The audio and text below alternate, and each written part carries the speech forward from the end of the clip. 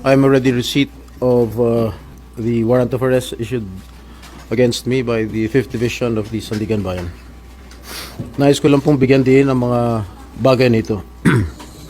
I will remain firmly with the majority bloc under the leadership of Senate President Alan Peter Cayetano. Hindi ako matitinag sa anumang paggigipit, pananakot, political maneuvering para talikuran ang aking paninindigan. Ngayon ko lang po isa sa publiko ito.